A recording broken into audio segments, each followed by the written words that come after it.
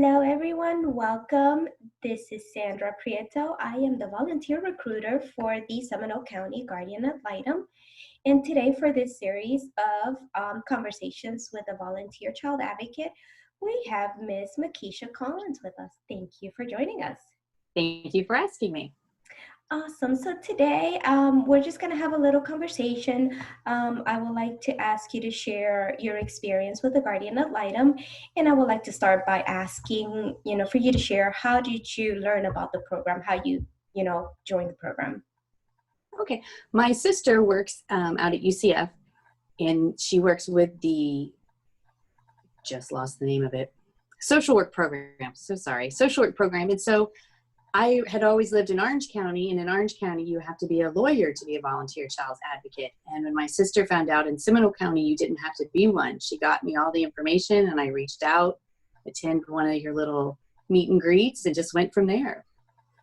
Cool. Awesome. And what would you say was the most challenging part of the training or of what you've done so far with the program? Training-wise, the program is great. It's flexible. You can do it at home. It's online. They also have one-on-one training, so it really works for whatever your learning preference is. There's the opportunity. So the training-wise, it was fabulous. I didn't have any issues. The biggest challenge probably is just learning all the different programs that are available for the kids that are in foster care system, because there's so many resources and it's so much to learn. And that's probably was the biggest challenge in the beginning, is just knowing how much is out there and making sure you can get it to the right kid. Awesome. And, I just want to point out that a lot of people think that they have to get everything all at once. When you come into this training, the training is 30 hours approximately between online and in classroom. And people think, oh my God, I have to soak all this in. And you really don't. So there's no way to. Yeah, there's really no way. You learn something new every day. So every day. Yes. Awesome. And speaking of, length and time, how long have you been with the program? I've been with the program 2.5 years, so I'm relatively new to the program, but I love it. Okay. And what would you say is the most rewarding part of being here and working with the Guardian Ad Litem? Every child needs to have one person who believes in them, and that's what we provide. We give those kids one person that hears their voice and shares their voice with other people. It's an amazing experience once the kids start to talk to you and they have so much to say and you get to help them find their voice. It's a wonderful opportunity for anyone who wants to get involved. And speaking of getting involved, what would you say if you're telling a friend that's considering this, what would you share with them? I just try to point out to them that it's not about changing a system. It's not about taking on the man. It's really about helping one child or one family at a time. And it takes dedication. You have to commit to it. It's not something that 30 days in you can go, you're telling this kid, you're telling this family that you're going to help them. And it's very rewarding, but it does take dedication. It's not one of those things you can just halfway through go, well, this didn't really work out. So I try to make sure people understand how important it is, that it's a commitment, and that children really do, and families learn to depend on you. Because some families will have more than one child, so you'll be helping 3 different kids or however many are in a family. And you have to just be committed to all of them. Speaking of commitment, that's a good segue for my next question. Okay.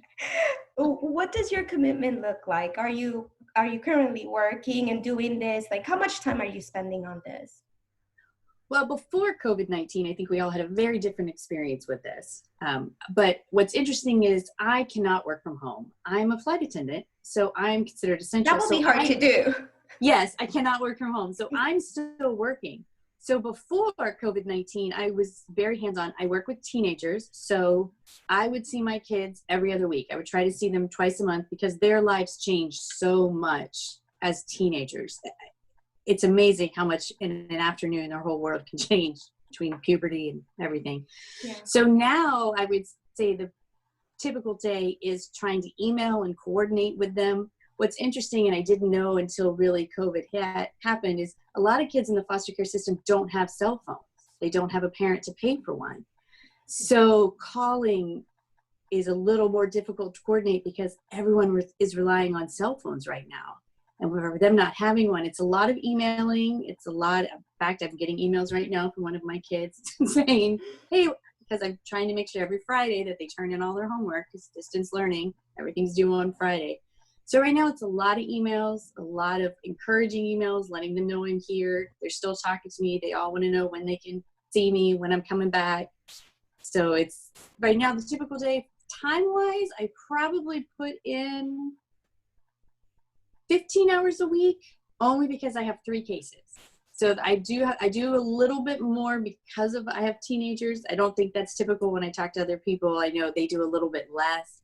But with the teenagers and their ever-changing lives, I have to stay on them. It just gets away from me because their love lives change and their dreams change. And so just a lot of follow-up with them, a lot of keeping in constant contact.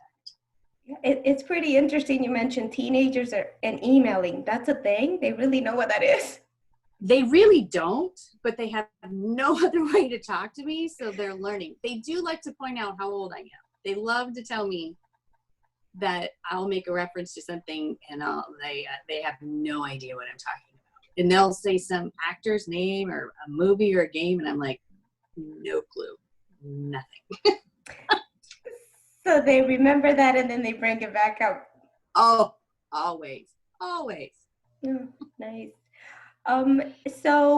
Any last minute words that you want to share with anyone that might be considering these, as, volunteering, as far as what you personally have found to be the most rewarding and why somebody should really consider this?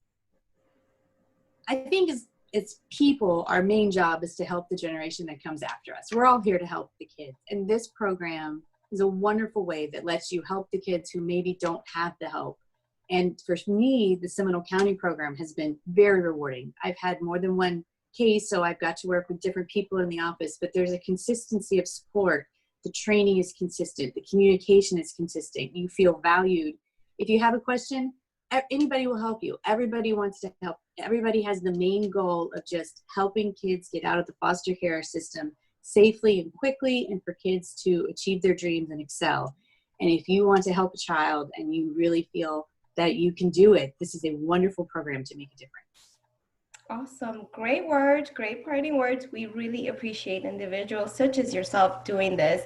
Being a flight attendant, considering the times we're on, it is very challenging. And you have 3 cases. 3 cases. That's not normal. I just want to mention that's not normal. Oh, and one of them just closed. So it is not normal. It's just the way it all, sometimes it happens.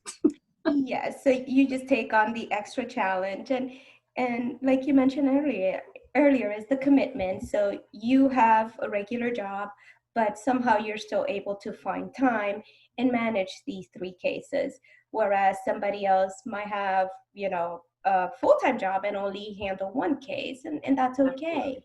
And we understand that. And if you're retired, maybe you might take on, a couple more. Oh, absolutely. Yes. I won't take on any more than I can. I because I'm committed to it, I don't take on more than I can do. And I say that would be another thing is don't try to overextend yourself. Only do what you can do because you make a difference. It doesn't matter if it's 1 case. It doesn't matter if you have a case for a day or a year, you will make a difference. Yes, 1 child at a time, for sure. Yes, ma'am. Thank you again for your time. And with that, we will close it. Thank you so much for watching. Thank you.